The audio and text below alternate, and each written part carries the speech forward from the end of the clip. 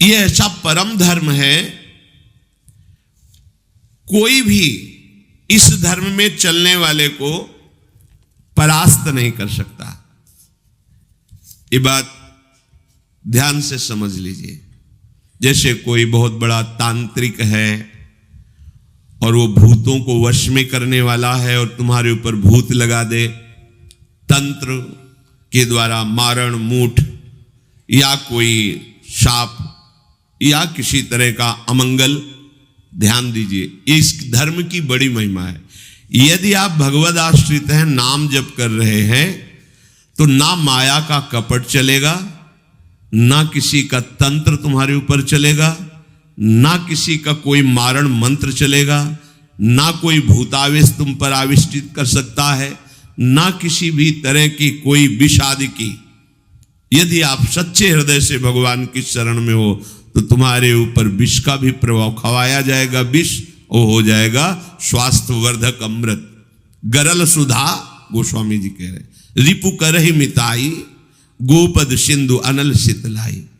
जो भगवान का आश्रित जन होता है उसको विष भी अमृत हो जाता है। अगर उससे दुश्मनी करेगा ना कोई और उसका बुरा चाहेगा, वो जितना कुप्रचार करेगा, निंदा करेगा, उतने उसका यश बढ़ेगा। अगर वो आग लगा देगा तो उसके शरीर में चंदन से भी बढ़कर शीतलता का काम आग करेगी। जो भगवद आश्रित है, श्री हरिराम व्यास जी ने भी प्यारी जू के चरणों के आश्रित जनों को पुष्ट करने के लिए बताया कि राधा प्यारी के चरणारविंद शीतल सुखदाई, कोटि चंद मंद करत नख विद जुन्हाई। श्री राधा प्यारी के चरणारविंद शीतल सुखदाई। शाप ताप रोग शोक दारुण दुखारी, लाल इष्ट दुष्ट दलन कुंज भवन चारी। हमारी गोरी भूरी प्रियाजू के गोरे चरणारविंद का जिसने आश्रय ले लिया है, शरणागति ले ली है और राधा राधा नाम जप करता है, तो किसी भी ऋषि का साप उस पर लागू नहीं होगा। हरिराम व्यास जी कह रहे ये विशाखा सखी के अवतार है, कह रहे शाप कोई लागू नहीं होगा उसके ऊपर। ताप दैविक भौतिक ताप उसका स्पर्श नहीं कर सकता। कोई भी पाप उसे अपने अधीन नहीं कर सकता। किसी का भी तंत्र मंत्र उसके ऊपर लागू नहीं हो सकता, क्योंकि ये चरणारविंद लालजू के भी इष्ट है और ये चरणारविंद दुष्टों की दुष्टता का दलन करने वाले और हृदय में प्रेम प्रकाशित करने वाले हैं। कोई भी भयानक से भयानक रोग तुम्हारे शरीर पर हो सकता है, पर वो तुम्हें अधीन नहीं कर पाएगा। शाप ताप रोग शोक, बड़ी से बड़ी हानि होने पर भी तुम्हें शोक स्पर्श नहीं करेगा। प्यारी जू के चरणों का जिसने आश्रय ले लिया है, ये ऐसा परम धर्म है कि इसके आश्रित को कोई भी तंत्र मंत्र मूठ मारण भूत प्रेत पिशाच पिशाचनी कोई भी नहीं स्पर्श नहीं कर सकता। ध्यान रखना। हाँ, अपना कल्याण कराने के लिए सामने आ सकता है, क्योंकि नाम जापक ही सबके कल्याण का सामर्थ्य भाव रख सकता। जो निरंतर नाम जप करता है उसमें सब सामर्थ्य आ जाती है। एक बार भाई जी से हनुमान प्रसाद पोद्दार जी समुद्र के किनारे बैठे नाम जप कर रहे थे, तो देखा एक सफेद पोशाक पहने हुए पाग बांधे हुए पारसी वेशभूषा में सामने खड़े हैं। भाई जी ने सदाचार के कारण कहा, बाबूजी क्यों खड़े हो, बैठ जाइए। तो उनका आप बोले तो मेरे में सामर्थ्य है आपसे बात करने की, डरना नहीं आप। भाई जी ने कहा मैं क्यों डरूंगा, आप कोई भयावह थोड़ी लग रहे हैं। बोले लग नहीं रहा, लेकिन भयावह हूं, मैं प्रेत हूं। भाई जी को कोई बात नहीं। जो भगवत भजन में ये सब कई जगह ऐसा घटना में, गंगा किनारे जैसे श्मशान है, ऐसा नहीं कि प्रेत योनि नहीं होती, होती है, पर वो प्रभाव नहीं दिखा सकती। ऐसे प्रत्यक्ष देखा है। भाई जी ने कहा कि तो आप हमारे पास क्यों आए हो? बोले अपना उद्धार कराने के लिए। मुझे गीता कंठस्थ है, बहुत से शास्त्र कंठस्थ हैं, पर कुछ ऐसी मेरे से गलतियां हो गई जिनके परिणाम रूप मुझे प्रेत योनि प्राप्त हुई है। फिर मुझे आंतरिक संकेत हुआ है कि आप हमारा कल्याण कर सकते हो। भाई जी ने कहा तो बड़े आश्चर्य की बात है कि आपको गीता कंठस्थ है और फिर आप प्रेत योनि में, गीता के एक श्लोक बोल दे तो प्रेत तो मुक्त हो जाता है। बोले मुझे से कुछ ऐसे भयानक अपराध हो गए, जैसे गुरुद्रोह है, वैष्णव अपराध, ये बड़े भयानक अपराध होते हैं। जब किसी का पतन होना होता है तो माया यही खेल खिलवाती है, क्योंकि और सब पाप है वो दरस परस अगनाश, गुरुजनों के संतों के दर्शनों से ही नष्ट हो जाते हैं। लेकिन संत द्रोह, नाम जापक, वैष्णव द्रोह, गुरु अवज्ञा, गुरुद्रोह, ये भयानक अपराध होते हैं, इनसे दुर्गति हो जाती है। तो अपना कल्याण करने के लिए कोई ऐसा भले नहीं तो किसी भी भक्त के सामने, भगवद आश्रित नाम जापक के सामने किसी का चेटक नहीं चलता है। जिसने भगवान नाम को और भगवद आश्रय को स्वीकार कर लिया, उसे कभी कहीं भी कोई डिगा नहीं, और उसके सामने छल कपट नहीं चल पाएगा। एक श्री मथुरादास जी नाम के महापुरुष हुए हैं, तो बस कहे तिजारे मांझ भक्ति रस रास करिए एक बात ताको प्रगट सुनाइए। आयो बेशधारी को करे सालिग्राम सेवा, डोलत सिंहासन पे आन भीर छाइए। स्वामी के जो शिष्य भयो तिन्हू के भाव देखी, वाही को प्रभाव आए कहो ही भाइये। नेकु आप चलो उरीति को बिलो किए जू, बड़े सर्वज्ञ कही दुखे नहीं जाइए। मथुरादास जी तिजारी ग्राम में निवास करते थे। वैसे संतों का जो ग्राम में निवास होता है वो जगत मंगल की भावना से होता है। किसी भी गांव में जहां जो संत वास्तविक भगवत प्रेमी रहते हैं, वहां से भिक्षा लेकर उनको निष्पाप करते हैं, शिक्षा देकर के भगवत प्राप्ति कराते हैं, क्योंकि उनके श्रीमुख से नाम कीर्तन भगवत चर्चा होती ही रहती है। नंद नंदन की अनन्य उपासना करते थे। ये राजस्थान में ग्राम है तिजारे में, वहां वो रहते थे। जो भी समीप आता वो कुछ ही दिनों में ऐसा भक्ति रंग में रंग जाता, कुछ प्रभु के नाम में प्रीति हो जाती, समस्त असद आचरण छोड़ देता। बहुत से शिष्य हो गए, बहुत से अनुयायी हो गए, पर जो वास्तविक भजन नहीं करते हैं, भेष धारण करके संत का ठग वृत्ति रखते हैं, उनका अलग प्रभाव होता है। वो ज्यादा दिन चलता नहीं है।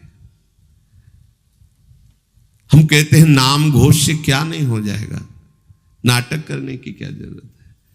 अरे हम प्रभु के बहुत बड़े प्रिय दास हैं, तो जो कुछ चाहिए प्रभु अपने आप देंगे। काहे किसी के आगे नाटक करे, छल फैला। किसके आगे? जो बेचारे हैं, ये सब मारे हुए हैं कर्मों के, भोग वासना से जल रहे हैं, और तुम भगवत पार्षद हो करके बात बनी नहीं।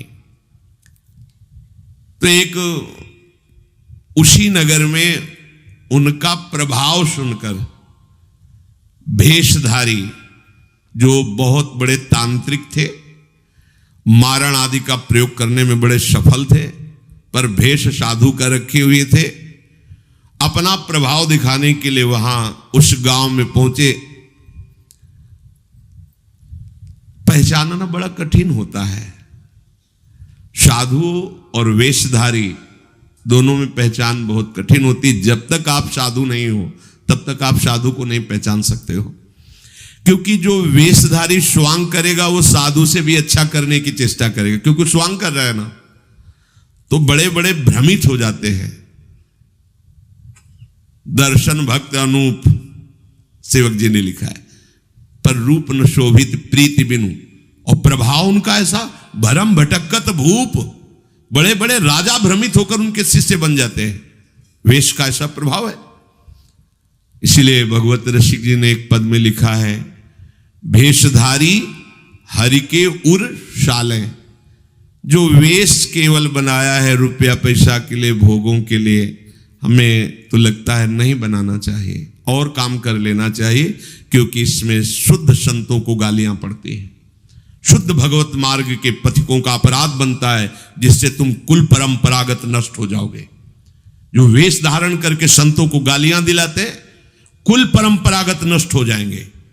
क्योंकि जैसे आपकी श्रद्धा है किसी संत वेश पर और आपकी श्रद्धा टूटी, गलत आचरण हुआ, तो आप ही कहोगे सब ऐसे संत होते हैं, ऐसी गालियां दोगे, ऐसा अपराध करोगे, उसका मूल कारण वो बना वेशधारी, इसलिए उसका सर्वनाश होगा। तुम्हारा तो पतन हो ही गया, उसका सर्वनाश हो जाएगा। भगवत ऋषि जी ने जहां भगवत महिमा, संतों की महिमा लिखी है, वहां एक दो पद ये भी लिखे हैं कि वेशधारी हरि के उर शाले, भेष जो केवल कपट वेश बनाए हैं वो भगवान के हृदय में बड़ा दुख पैदा करते हैं, क्योंकि दासत्व तो भगवान का ही लिए है ना। बोले ये लोग दंभी लोभी कपटी नट से शिष्णोदर को पाले। शिष्ण कहते हैं जनेन्द्री को, उदर कहते हैं रसेंद्री को। उदर का संबंध रसेंद्री से, मतलब रसेंद्री के स्वाद से पेट भरते हैं और जनेन्द्री भोग के लिए लालायित रहते हैं, पर ये भेष धरे होते हैं भगवान के दासत्व का, साधुता का। बोले गुरु बने घर घर में डोले, नाम धनी का बेचे, परमारथ सपने नहीं जाने, पैसा नहीं को खींचे। कंठी जेबे में रहती है, घर घर में जाकर के कंठी बांधना, रुपए लेना, फसाना। परमार्थ खुद नहीं पता, स्वप्न में नहीं जानते कि परमार्थ किसे कहते हैं, परमार्थ का ककारा नहीं आता, और लाखों कंठिया बांध के अगर एक एक देगा तो 1 लाख तो हो ही गए ना, बढ़िया है। हमने तो आज तक ऐसे साधु कभी एक नहीं देखे जो साधु रहे वैसे खुद और दे ऐसे देखा है, ऐसे करते नहीं। पैसे देने वाले का आदर कभी साधु के यहां नहीं होता। अगर आदर हो रहा है तो साधुता में कच्चाई है। धनी अभिमानी पदाधिकारी पैसों वालों का आदर साधु के यहां नहीं होता। अगर होता है तो कच्चाई है, सच्चाई नहीं है। सच्चाई होगी तो जान रहा है कि जिसके द्वारा भेजा गया है हम उसको देख रहे हैं। तेरे को क्या दे, तेरे को लग रहा है तो हमने एक बार कसम खवाई थी, 3 बार कहा था तुम्हें तुम्हारे आराध्य देव की कसम है, अगर ऐसा लगता हो कि यहां तुमसे पोषण होता कभी मत देना, क्योंकि हमें पता है हमारा भरण पोषण हमारे गुरु से होता है, आचार्य से होता है, इष्ट से होता है। जिसने सृष्टि बनाई वो तुमसे सहयोग नहीं लिया है, अकेले बना लिए। तो हमारा भरण पोषण करने के लिए तुम्हारे जैसे को निमित्त बनाने की जरूरत नहीं है। वो तो तुम्हारे सौभाग्य उदय करने इसलिए निमित्त बना दिया। नहीं वो ऐसे भी जो स्वर्ण का पहाड़ है 4 लाख योजन का, कितने सुनार लगे उसको बनाने में है? अरे वो एक क्षण में सब कर तुम अकर तुम अन्यथा कर तुम। इसके लिए खोए रतन फिरत जे घर घर कौन काज ऐसे जिए, हरिवंश चंद्र महाराज कह रहे। इसके लिए भटकना पड़े कि कोई मुझे धन दे दे, कोई मेरा चेला बन जाए तो मुझे भोग सामग्री समर्पित करे, तो इसका मतलब अभी परमार्थ का पता नहीं है। और कबहू को वक्ता हुए बनी बैठे, कथा भागवत गावे, अर्थ अनर कछु नहीं भाषे, पैसल ही को धावे। श्लोक क्या कह रहा है, उसका भावार्थ क्या है, उसका रहस्यार्थ क्या है, अनुभव कुछ नहीं है। बस कबहू कवे हरि मंदिर में सेवाएं करे निरंतर बासा, भाव भगत को भेद न जाने पैसन ही की आशा। नाचे गावे चित्र बनावे कहे काव्य चटकीली, साच बिना हरि हाथ ना आवे, रहनी है सब ढीली। बिन विवेक वैराग भक्ति बिन सत्य नये को मानो, भगवत विमुख कपट चतुराई सोपा खंडई जानो। वेशधारी हरि के उसको सहन नहीं हुआ। मथुरा दास जी की भक्ति का प्रभाव, हजारों लोग अनुयायी, हजारों लोग शिष्य बन गए। तो अब वो तांत्रिक था, तंत्र मंत्र का उसे बहुत ज्ञान था। श्री मथुरा दास जी जिस नगर में रहते थे वहां वो जाकर अपना नाटक शुरू किया। उसने सब जगह प्रचार प्रसार किया। मैं गंडकी नदी में 12 वर्ष तक खड़े होकर के तपस्या करके आया हूं, केवल दूध का आहार करता था। उसके प्रभाव से शालिग्राम भगवान हमारे बस में हो गए। और आप सबको मैं दिखा सकता हूं कि शालिग्राम मेरे वश में है। देख लीजिए, सिंहासन लाता, बाहर रखता, हजारों की भीड़, ऐसे ऐसे करता तो वैसे शालिग्राम उठते और नाचते हुए ऐसे ऐसे ऐसे फिर रख जाते, फिर ऐसे ऐसे ऐसे ऐसे। अब तो सबको आश्चर्य हो रहा, जैसे चुटकी बजा रहा वैसे शालिग्राम की बटिया ऐसे ऐसे ऐसे। लोग भीड़ कटने लगी, क्योंकि अब जैसे राधा राधा कहो, कोई जंतुर नहीं है, कोई भस्म नहीं है, कोई वादा नहीं है, तो फिर कम वहां तो दिखाई दे रहा ना ऐसे। देखो ये सब तो लगता है ना कि हाँ। अब हमसे पूछो कि हमारे मन में क्या चल रहा है, हमें नहीं पता है। हमें ये देखना है कि हमारे प्रियाजू के मन में क्या चल रहा है।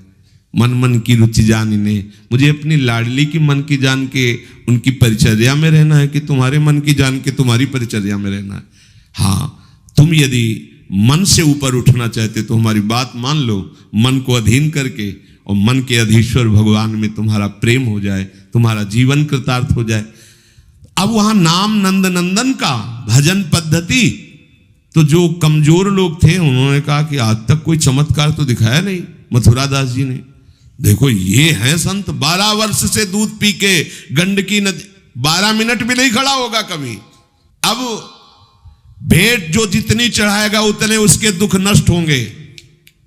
अरे भैया वहां तो रुपया सब समेटता, फिर दूसरे मोहल्ले में, पूरे गांव में अब तो जय जयकार, शालिग्राम भगवान को नचा। कोई सेवा की सामग्री लेने गए थे मथुरा दास जी की श्रीअंग सेवा में जो रहते थे संत जन, उन्होंने देखा, वो आए, बोले महाराज एक बड़ा चमत्कारी महात्मा आया, वो कह रहा 12 वर्ष से हम दूध पीकर गंडकी नदी में, वो ऐसे ऐसे करता है। तो बोले भैया भक्त तो हो ही नहीं सकता, भक्त भला भगवान को अपना प्रदर्शन क्यों बनाएगा, और उसके बदले में भेंट लेकर के, ये तो नाटक है भैया। वो देखे भी नहीं थे, बोले ये तो नाटक है, कोई संत ऐसा नहीं कर सकता, कोई भक्त ऐसा, कोई संप्रदायाचार्य से दीक्षित वैष्णव मार्ग में चलने वाला, ये तो अपराध है। तो उनका महाराज जी तो हजारों लोग वहां प्रभावित हो रहे, अच्छा है भगवान उस रूप में। बोले नहीं महाराज, फिर सत्य मार्ग के प्रकाशित करने के लिए आप यहां विराजमान, अगर उसका कपट पाखंड चला तो हजारों लोग धोखे में हो जाएंगे, चलो आप एक बार उसके सामने। तो उनका कि यदि हम उसके सामने गए तो उसका सब ये दुकान बंद हो जाएगा। बोले महाराज जी आप जरूर चलो, क्योंकि आपके चलने से यदि लोगों की श्रद्धा भगवान में वास्तविक लगे तो आप भी तो यही चाहने के लिए यहां गांव में वास कर रहे हो। उनको बड़ा दुख हुआ कि एक तो उसको दुख होगा, उसका नाटक बंद होगा, दूसरा कि वो जान क्यों नहीं रहा है जिन भगवान को तुम नचा रहे हो, अगर वास्तविक उनके तुम सेवक बन जाओ तो तुम्हें सब कुछ प्राप्त हो जाएगा। शालिग्राम भगवान श्री हरि ही है, कोई और नहीं है। पर बहुत जब उन्होंने कहा तो कहा चलो अच्छा, तो पाए परि गए लेके जाए ढिग ठाढ़े भये, चाहत फिरायो पे न फिरे सोच पर्यो है, जान गयो आप कछु याही को प्रताप ये पे, मारो करि जाप यो विचार मन धर्यो है, मुठी ले चलाई भक्ति तेज आगे आई नाही, वाही लपटाई भयो ऐसो मानो मर्यो है, हुए करि दयाल जा जीवायो समझायो, प्रीति पंथ दर्शायो ही भायो शिष्य कर्यो है। सभी शिष्यों ने चरण पकड़ करके मथुरा दास जी को मनाया कि आप वहां चले। तो आप गए, सादे वस्त्र एकदम सहज स्वरूप साधु का, जाके भीड़ भी इनके साथ है कि भाई मथुरा, उनका भी प्रभाव था तो बहुत सी भीड़ साथ गई। जाकर के गांव वालों ने कहा कि भैया वो आप जो स्वामी जी दिखाते थे शालिग्राम भगवान का चमत्कार, वो दिखाइए, हमारे गुरुजी आए हुए हैं। ये तो उसने जाना था कि महिमावान है तभी तो वो आया था, पर उसको ये पता नहीं था कि हमारा प्रोग्राम इनके सामने नहीं चल पाएगा, क्योंकि भगवान नाम जापक के आगे कोई तंत्र मंत्र, कोई श्राप पाप ताप ये सब नहीं, वास्तविक जो भगवत मार्ग में है। अब उसने निकाला सिंहासन और पूरा सब, शालिग्राम जी को तो केवल चुटकी ही बज रही थी, शालिग्राम भगवान वहीं बैठे थे। हर प्रयास कर लिया, कोई चमत्कार नहीं। लोगों ने कहा कि दिखाओ ना, अब ये हमारे गुरुजी हैं, गांव में रहते हैं। अब भक्त की निष्ठा के सामने भगवान को भी छोटा बनना पड़ता है। इतने महान भगवान भक्त बलि जी के सामने बामन बन के भीख मांगने के लिए गए। भक्ति निष्ठा, जीत सकते थे, आज्ञा दे सकते थे, ना आज्ञा दी और ना विजय प्राप्ति की। भिक्षा में मांग करके दिया माता अदिति को कि आपकी चाह है कि राज्य पद देवराज को मिले, तो आपकी आराधना से मैं जाऊंगा, पर वो मेरा भक्त है, ना युद्ध करूंगा ना आज्ञा दूंगा, पर मांग के लाऊंगा। भगवान भिक्षुक बन के गए। भक्त के आगे नौटंकी नाटक कहां चल सकता है? अरे जुगनू तब तक चमकती रहे जब तक सूर्य प्रकट नहीं होता। सूर्य प्रकट हुआ तो लाखों जुगनुओं का कोई मतलब नहीं रह जाता। नौटंकी नाटक, ये साधुता का भेष धर के कितने दिन चलेगा? जिस दिन पोल खुलेगी ना, उस दिन सब नष्ट हो जाएगा, सब नष्ट हो जाएगा। लोग परलोक तो पहले ही नष्ट हो चुका था। पाखंड न करे। हम कह रहे तुम्हें धन चाहिए, तुम्हें सम्मान चाहिए, राम राम भजो, कृष्ण कृष्ण भजो, हरि हरि भजो, विश्व नमन करेगा, ईमानदारी से भजो। हमने ऐसे संत भगवान देखे, ककारा नहीं पढ़े, कुछ नहीं जानते, बस एक ओम, दुई ओम, तीन ओम, चार ओम ऐसे जपते, और लोग न्यौछावर थे, सीधे सरल ओम ओम, राम राम, कृष्ण कृष्ण, साफ सिद्ध। कबीरदास जी जैसे वहां पर राम राम राम राम। श्री स्वामी सत्संगानंद जी महाराज बक्सर, बस इतने। जब कोई बेटा राम राम, ऐसे लगते थे कि मतलब इनको पी जाएं, अपने हृदय में रख ले। इतने दुलारे वयोवृद्ध थे, ऐसा सुंदर रूप, ऐसी कोमलता, ऐसा आकर्षण। राम राम राम राम। अरे प्रभु के नाम में क्या नाटक करने की जरूरत क्या है? पाखंड कर। प्रभु महालक्ष्मी पति हो, तुम्हें लक्ष्मी ही चाहिए तो वो सब दे देंगे। काहे को नाटक करे? काहे को किसी को भ्रम में डाले? तुम भ्रम में हो, दूसरे, अरे भैया तुम राम राम जपो, कृष्ण कृष्ण जपो, तुम्हारा मंगल इसी, बस इसी में मंगल होगा, दूसरा मंगल कर ही नहीं सकता।